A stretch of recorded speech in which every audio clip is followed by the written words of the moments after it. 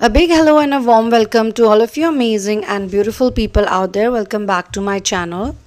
In this channeling session, I'm going to be talking about how important it is to understand that the narcissist who has given you pain, and I would use the word narcissist over here because this is the commonly used term and it makes things a bit easy.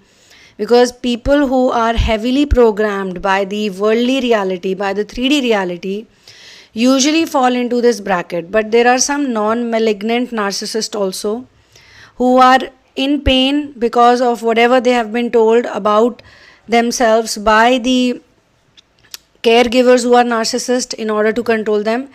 And there are these very arrogant narcissists, enabled narcissists, we call them. They have no empathy, they lack empathy, or they have very little amount of empathy. The only time they feel bad is when they have to go through something. They have to go to... There are no hard and fast rules for recovery from the pain that these people cause to others, other than chakra alignment and other than connecting with source, integrating with source. People might give you 100 other things, it will never work. And all the therapies that I do, they're all based on energy. Distant energy healing is what I do. And I customize every single session, and I customize all of this with the help of source and masters. And you won't believe, there was a time when I was so weak and I was so helpless. I had nowhere to go. I did not know how I will be happy again. But after I surrendered to source and after I surrendered to my masters, which has always been a runner chaser dynamic in my own life also, which means that since my childhood, in the childhood time, obviously I was connected to source. There was no doubt in my mind. All of us were like that, not just me, you were also like that.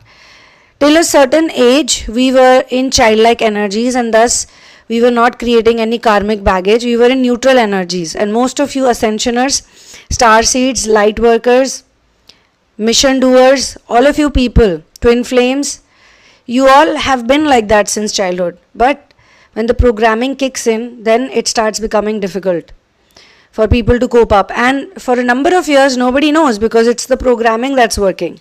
So obviously, at that point in time, we also run and chase. We run and chase. We run and chase. We are for some time with God and then we leave God. Sometime we are with God and then we leave God. But once you fully surrender, once you fully realize that there is no other way out to solve this problem, once you are really done with everything, you are tired, you've tried everything, you've tried all the worldly ways, you've tried all the tools and techniques, you've done everything, but it doesn't work. That's why the work I do, it's also under the guidance of my masters and source, and I have no fear because of that. There has been times when I was fearful, whatever I'm doing, it might not work, it might not help. But so many mystical experiences happen in my own life, and even with others, even with the students, even with those who are going through therapy. Like recently, there's a beautiful person who's in therapy with me. Me and her, whatever I share over here, either she's thinking about it just 2 days back, or she hears a voice talking about the same thing. And because she was not very regularly checking the channel, once or twice she happened to miss it. But when she told me that 2 days back I heard this voice saying this statement, I told her 2 days back is when I shared this channeling. We have been painting similar things, or she has also been painting the same things that I have been painting throughout my journey, because her intuitive abilities have opened up. I was very surprised when she told me that she's never painted as such. She was not a person who used to paint or draw or doodle. But ever since she got into therapy, she started drawing, she started painting, and she threw all the clutter away. So many things that she had stored for years and years and years, she started throwing it away in just 2-3 weeks of therapy. This is how magical therapy is. There are people who've never gone out in the morning They've started going out every single day. Regularly they go out because of what the masters and source is doing. I am just a medium. They are just using me, but actually they are connected to you also as much as they are connected to me. But everybody needs a medium and everybody needs hand holding for a certain stipulated period of time. Now, a lot of you know by experience, these type of positive changes are reflected in our personality, and I would say that they were always there. These things that we love to do. In childhood, nobody tells us to paint or to sing or to dance or to play in the soil. Have you noticed how much children love to play in the soil? But as we grow up, we don't do that. In fact, we go to the park or we go somewhere, we just get like scared. Oh, am I gonna get dirty? Children don't care about getting dirty. They'll be like, yeah, whatever. There are people to wash my clothes. But when we grow up, we get scared of the same elements that were otherwise our best friends. Now, coming to the main crux of this channeling session, my dear friends, it's very, very important to understand that all of these things take time. The reason why I'm speaking about this also is because it takes time. Somebody was asking me, and that's why I asked for this particular download, that why does it take so long for the enabled narcissist or my divine masculine or my divine feminine to get healed fully and come back to me or contact me. Like we were together, when we were together it was so intense, it was so real. See, there are many deep things involved in this, and this comes to you naturally and organically when time passes by. A lot of people actually enter these relationships because they also need to see where they stand in terms of their own self-respect or how much they're giving to a person. This type of a relationship teaches them one very big thing is to value themselves. And since these energies are interwoven or interconnected, for example, when a narcissistic person hurts you, disrespects you, uses you, and you feel all these feelings, we are not unvalidating these feelings, but at the same time you also go through experiences where you love them, where they love you, they care for you, you have a beautiful bond, and pain happens only because whenever you think about them, you are confused. Which side of them should you consider? The side that was loving, caring, funny, understanding? Because if 100% they were always just mean to you, only and only mean to you right from day one, then the relationship would not have gone ahead for that long. So you need to understand that each time when they were nice to you, or each time they were loving towards you, or they were caring towards you, or you felt nice about it, what happened? What changed those emotions and those feelings when something negative was happening? Or were those nice things purely words? Were they just materialistic things, or were they connected to certain lustful activities that they wanted you to be a part of, and once their desire or their lust was consummated, they would forget about you? Or were you in some ways validating some insecurity of them and turning it into a positive thing? Like say they had an insecurity of not being able to hang out with spiritualistic people. Someone who goes for meditation, someone who likes to be alone, someone who likes solitude. Because there is also this feeling that spiritual people are more intelligent, they are more wise, they are more loving, compassionate. This is pretty much what a lot of people feel, even though you may not realize it. The other people, the worldly people, the 3D people, they always look at spiritual people and they go like, what, I wish I could be this independent, or I wish I could be this disciplined. Because spirituality is not just about talking about stuff. Spirituality is also about living your life in a certain kind of discipline, right? So they look at you probably, or they've been watching you, or they've been reading about you, or they've been stalking you, or they've been they knew you for a while. Whatever is the permutation and combination of your dynamic with your person, or that person which you feel was your person, but you still think about them and think about the wounds they give to you, whatever it was, however way you met that person, this channeling is trying to tell you that turning empathetic, or changing takes time.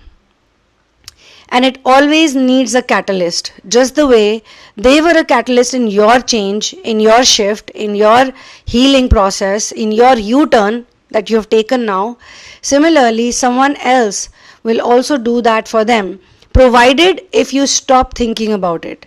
See, because our job is to plant the seeds, our job is to nurture or water the plants. Even as a healer, even as a spiritualist therapist, I would say the same thing, that my job is to work on everybody, give them the same amount of love and affection, give them the same amount of hand holding or discipline or whatever is needed in different people. It's all customized.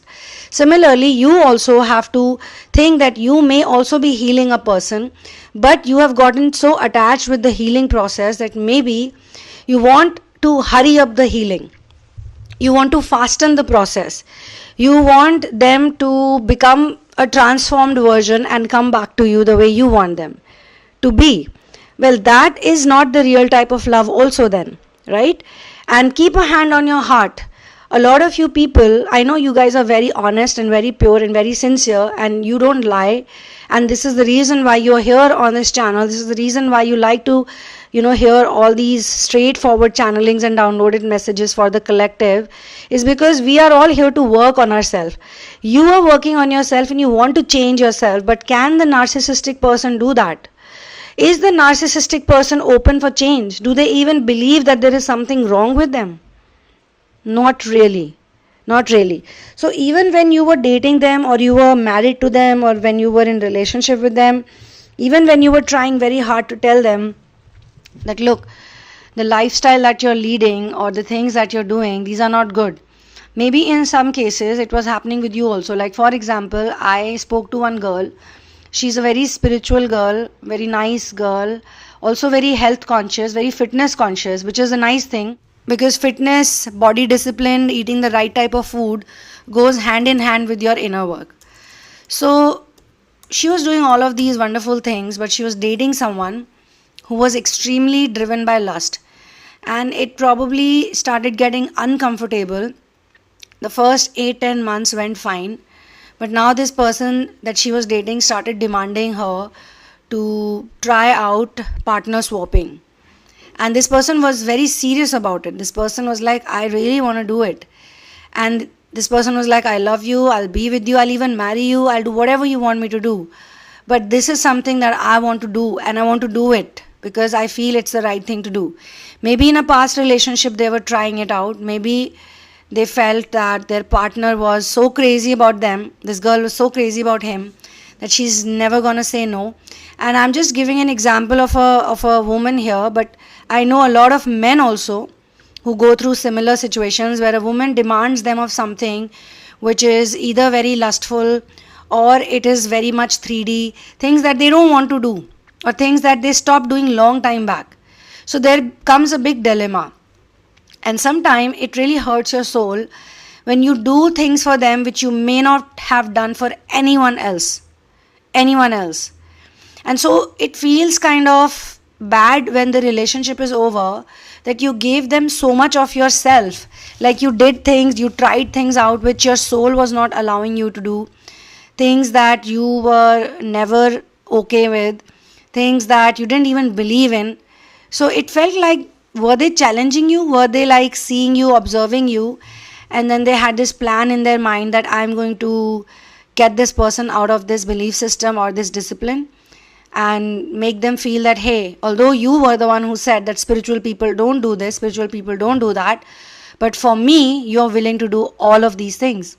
So there is a guilt for that, there is a remorse for that, especially when the relationship does not work out. A lot of things that people who are empaths have done for the narcissistic person, they really hit them when they realize that this person was just playing with them, was just using them.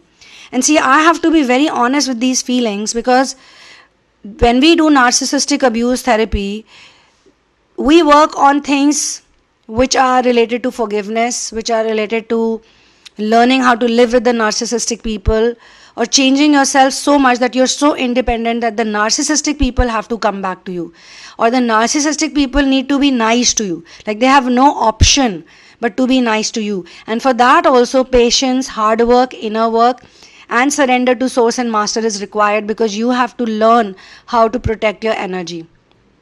And then this can only work out when you've realized that in your ascension journey, somehow this narcissistic person has played an important role.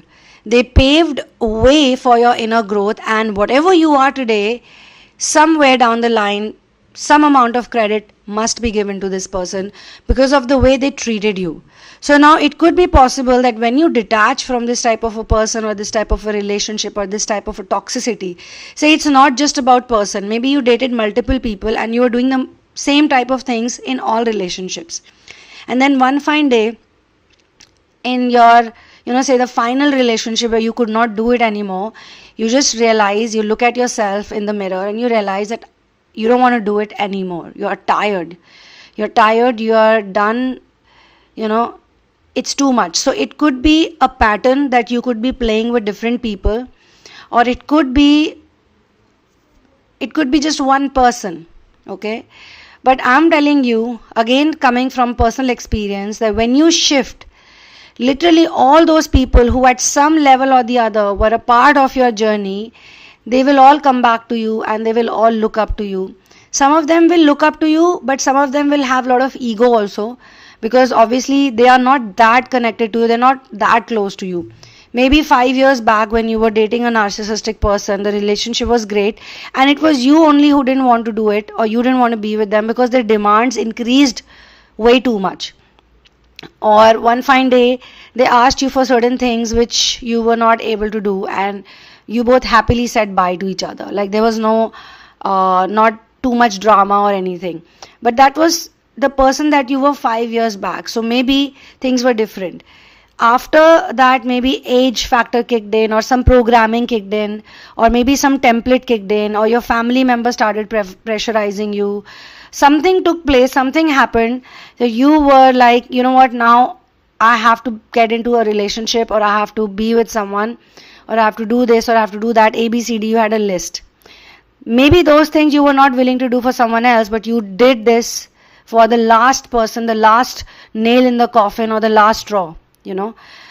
So my dear friends, that is also important, like to understand that some people had less of an impact on you, on your journey, some people had more, but everyone somehow did contribute in your growth and in your inner work. And when you change, you release all of the negative feelings towards those people, and that's why they feel connected to, that's why they feel like contacting you, that's why they feel like meeting you, that's why they feel like getting into some kind of a relationship format with you. And like they might want to have a candlestein relationship with you, the same person who would not give you that much attention, or the same person who would not call you back or message you that frequently, which you always wanted. 10 years back, maybe you were with this person, with this man or a woman, depending on what your gender is. You always wanted this person to contact you, like to message you, to call you, to hang out with you, or to just be nice to you. Always. You had like a big crush on this person. Maybe you had some kind of a relationship dynamic also, some kind of dating dynamic. But it never really happened. It never really worked out. And after inner work, you suddenly see this person, being very nice to you. Or maybe even say in the last 5-6 years, you started seeing a gradual change in that person. Like they would message you, they would appreciate you, they would compliment you, they would say nice things to you, they would be present for you, they would ask you, hey, how you doing? They might just wish you on your birthdays, they might remember your birthdays, or something, your achievement. Like even they are making an effort to be there for you in some way, and their life has changed a lot, so they cannot do 100% everything, but they can do certain things. And you might be surprised that maybe 10 years back, when you were a bit more younger, and they were a bit younger, when you were not that wise, you wanted this person to be there for you, to be someone, who you have kind of regular communication, with whom you can joke, with whom you can say things and they will not mind it. And now after inner work, after so many years, they have that relationship with you. They come back to you and they maybe tell you that, what, you were right. Because people see that you were always like that. And that's why I tell people, you were always like that since childhood, maybe in your adolescence, puberty, while in your early 20s, while growing up, you were like that. But you keep forgetting, we keep forgetting, and that's the runner chaser dynamic that we play with ourselves. And the person who's outside of you, that person is literally just showing it back to you or giving it back to you in a way that it awakens that memory in you, or it awakens that faith in you. So it takes time, and that's why, my dear friends, it takes time for you to flourish and become the best version of you. Inner work is a lifestyle, ascension is a lifestyle. So when this person is also hanging out with the karmic, or they are in a karmic relationship, it takes time for them to get the hang of things. And it could be possible that one of these people is supposed to be your person forever, but they also need to accept you just the way once upon a time you accepted them, even though they were not 100% right. But it's also possible, and it is being noticed, it has been observed, that such person, so and so person, also taught you something. Maybe they taught you something about making money. Maybe they taught you how to be career oriented, goal oriented. Maybe they taught you how to get what you want. Or maybe they taught you some trait which you felt that, was a good quality. They might be using it for the wrong things. They might be using it only for materialistic accomplishment or just massaging their ego, but you can pick it up, or you maybe picked it up to do your inner work better.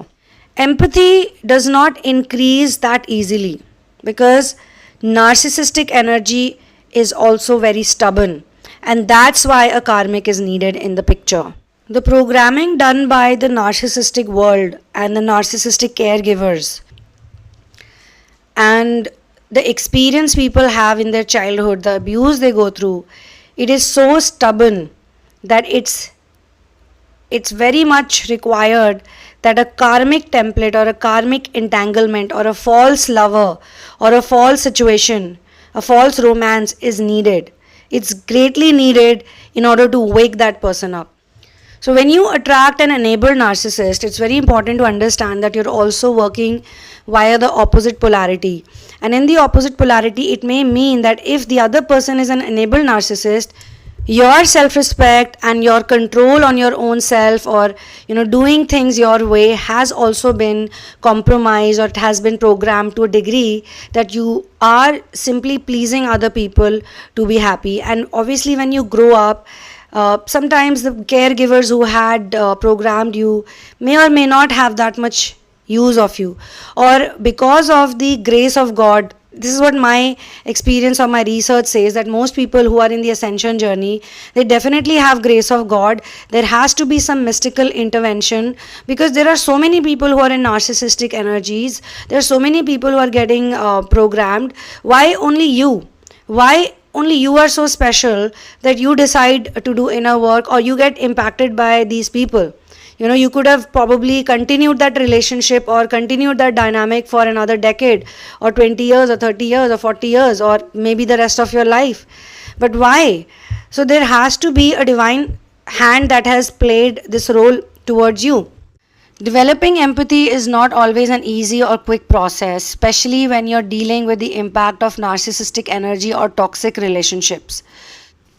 And this is the very reason why the karmic entanglement and personal realization helps in fostering empathy.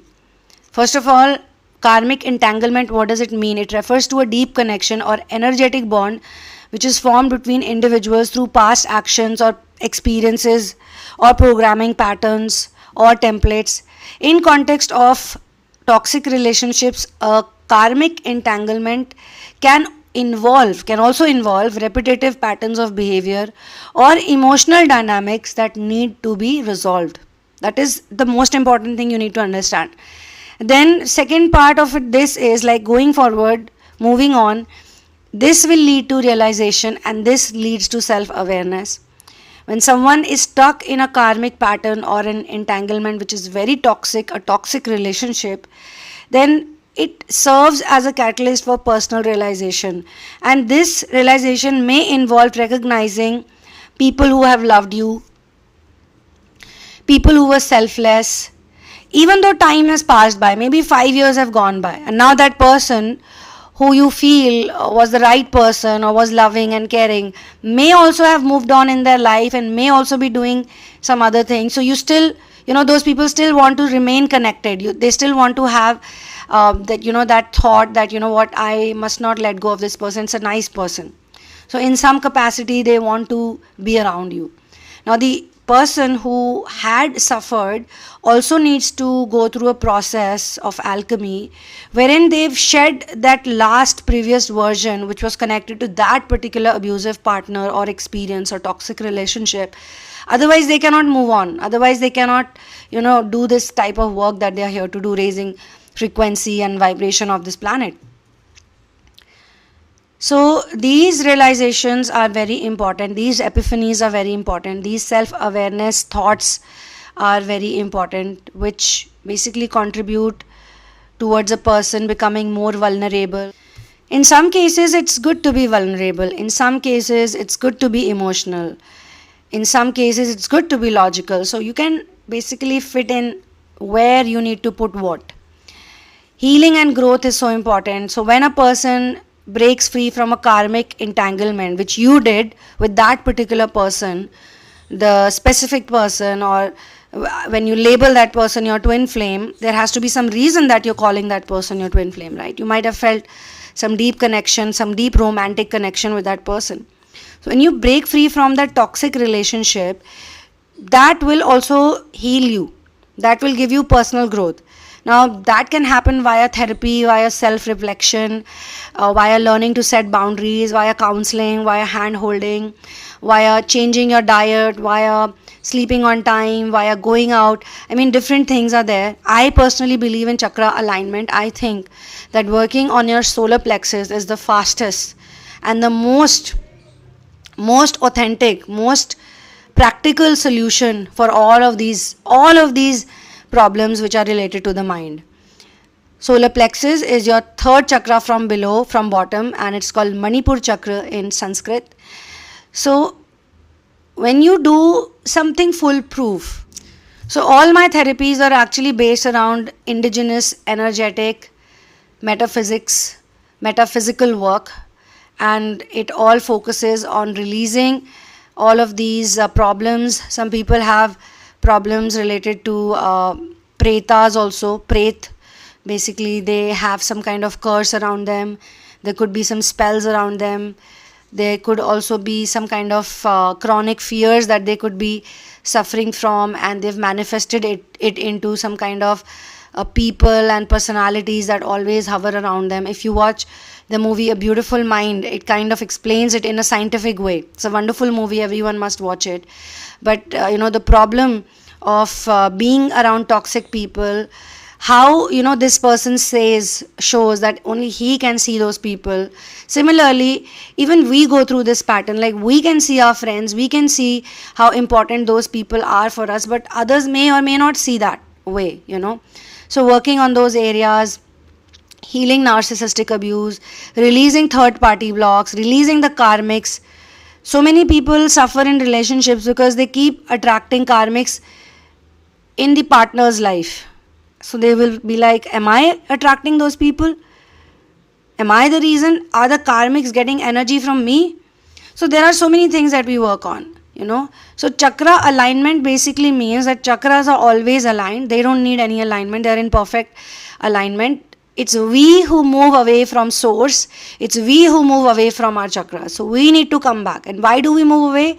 Because we are so attached with the worldly world, the 3D world. So thanks to these narcissistic abusers or these narcissistic people who are basically a physical manifestation of the cold-blooded narcissistic programming that we have received from the Maya, it leads to increased empathy within ourselves, towards ourselves, and then we see the impact of it everywhere. How we do one thing is how we do everything. And then other people also start seeing the impact of it. Okay, and empathy is also increased via contrast. As I said, that narcissistic energy is very stubborn, so sometimes this contrast or this opposite polarity is given. So when the narcissistic energy can see a contrast, it helps the individuals to appreciate and value what they have.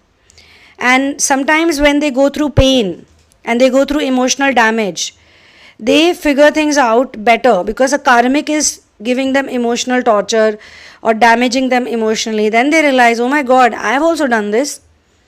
I am complaining today, but I may have also hurt. And this is also the reason why sometimes they contact you, they apologize to you, you receive an apology, or you get unblocked by them, etc., etc. And I'm not talking about measures that you take to protect energy from certain people whose narcissistic energies may never go. Like, yes, after doing inner work, you can also recognize certain individuals and their behavior patterns. You know that this person will never change, or it's very hard for this person to change. It might take 2 more decades, and you might be thinking that putting your energy and focus and attention on these people would be a total waste of your time and energy, and you don't want to be a part of that. So you let them go, because you can recognize, because of all of the inner work that you're doing, because of your own healing, you're able to recognize who has the scope for improvement.